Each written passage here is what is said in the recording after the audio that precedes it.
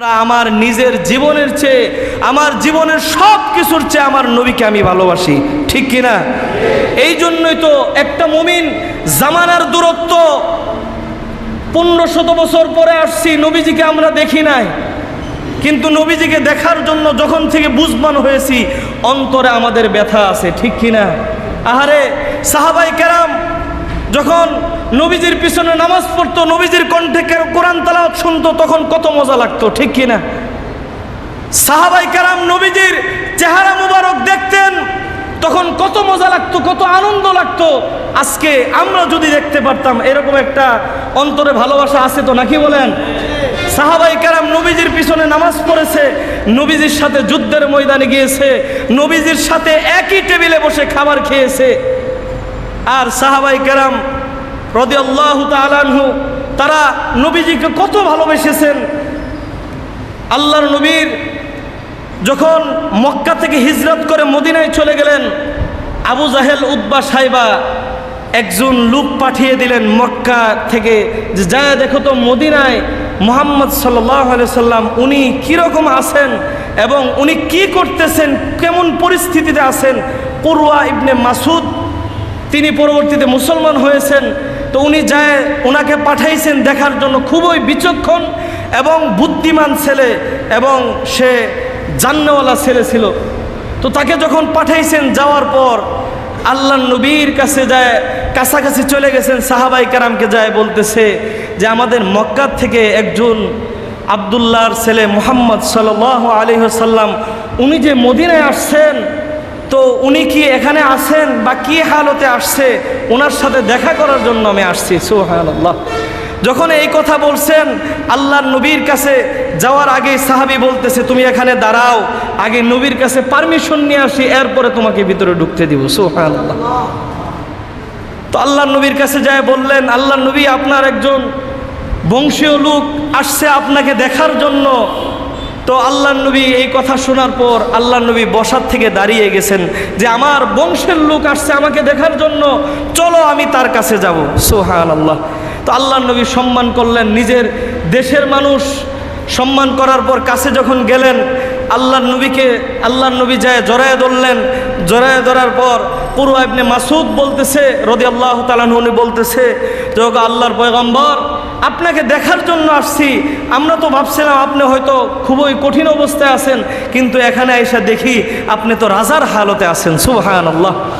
আল্লাহর নবীর সাথে কথা হলো। তো আরবের মানুষের একটা নিয়ম হইতেছে, যদি কোনো ভালো মানুষকে দেখে তাদের কপালে চুমা দেয়, দাড়ির মধ্যে চুমা দেয়, ঠিক কিনা? যারা আরব দেশে গেছেন তারা হয়তো দেখেছেন। তো কুরওয়া ইবনে মাসুদ তার নবীজিকে দেখে এত ভালো লাগছে, আল্লাহর নবীকে ধইরা এইভাবে দাড়ি মুবারকের ভিতরে ধইরা একটা চুমা দিবার লেগে গেছে। সাহাবায়ে কেরাম সকলেই তরবারি এইভাবে উঁচা করে ধরছে। এই তুমি আমার নবীর দাড়ির মুবারকে ধরলা কেন? এটা কিন্তু মক্কা পাও না, এটা মদিনা। নবীজি আমার জানের চেয়ে বেশি প্রিয়। যদি এখানে কোনো অপমান করতে চাও, তোমার কল্লা কিন্তু এখান থেকে ফালাইতে 1 সেকেন্ডও দ্বিধাবোধ করবো না। আল্লাহু আকবার বলেন না? তো এই কথা বলার পর তখন বলতেছে না না, আমি তো নবীজির দাড়ি মুবারকে একটা চুমা দেওয়ার চাইছিলাম। তো চুমা দিলেন, চুমা দেওয়ার পর আদর যত্ন করলেন। এরপরে কিছু দৃশ্য দেখলো যে আল্লাহর নবী যখন ওযু করতেছিলেন, সাহাবায়ে কেরাম উনি বিভিন্ন রাজ দরবারে গেছেন, রোম পারস্য সাম্রাজ্যের বিভিন্ন জায়গায় যায় ঘুরছেন, কিন্তু কোনো রাজার এই হালত দেখেন নাই। উনি নবীজির যেই হালত দেখেছেন যে আল্লাহর নবী ওযু করার জন্য যখন পানি নিয়ে কুলি করতেছে, তো সাহাবায়ে কেরামগণ রাদিয়াল্লাহু তাআলা আনহু এইভাবে পেয়ালা নিয়ে কুলি যখন ফলাবে ওইটা পেয়ালার ভিতরে নিতেছেন। সুবহানাল্লাহ বলেন না? এরপরে শুধু তাই নয়, যখন আল্লাহর নবীর ওযুর পানিগুলো পড়তেছে, সাহাবায়ে কেরাম নিয়ে শরীরের ভিতরে এইভাবে মাখতেছে। আল্লাহু আকবার বলেন না? নবীজিকে কিরকম ভালোবাসছেন। শুধু তাই নয়, আল্লাহর নবী থুতু মুবারক ফলাইছেন, সাহাবায়ে কেরাম মাটিতে পড়তে দেয় নাই, এটা নিয়ে শরীরের ভিতরে মাখছে। এবং শুধু তাই নয়, আল্লাহর নবীর ঘাম থুতু মুবারকগুলো এটা বোতলজাত করে রাখছে। যখন কোনো বিবাহ অনুষ্ঠান হয়েছে তখন এগুলো নিয়ে সকলকে বন্টন করে দিছে। মেশকে আম্বরের গ্রান চেয়ে বেশি গ্রান হয়ে গেছে। সুবহানাল্লাহ। তো এই দৃশ্য দেখার পর মক্কায় এসে বলতেছে আবু জাহেল, উতবা, সাইবা, তোমরা শোনো, জিনাকে তোমরা অবহেলা করেছো, অতি অল্প সময়ের ভিতরে তোমাদের এই মক্কার রাজত্ব তিনি করবেন। আল্লাহু আকবার বলেন না?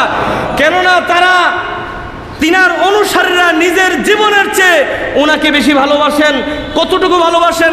উনি খালি ইশারা দিতে দেরি হবে, নিজের জীবনগুলো তারা বিলীন করতে দেরি হবে না। সুবহানাল্লাহ।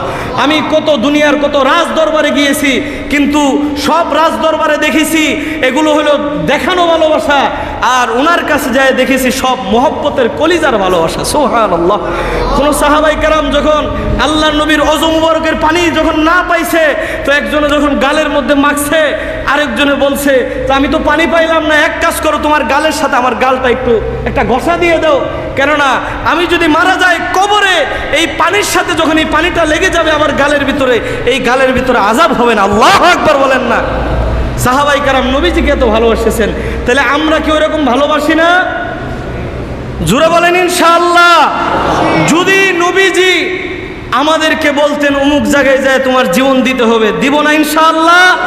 নবীজির জন্য, নবীজির ইজ্জতের জন্য যদি জীবন দেওয়ার প্রয়োজন হয় দিতে রাজি আছি তো ইনশাআল্লাহ? নবীজির সুন্নাহগুলো সব সময় আমরা মানবো ইনশাআল্লাহ।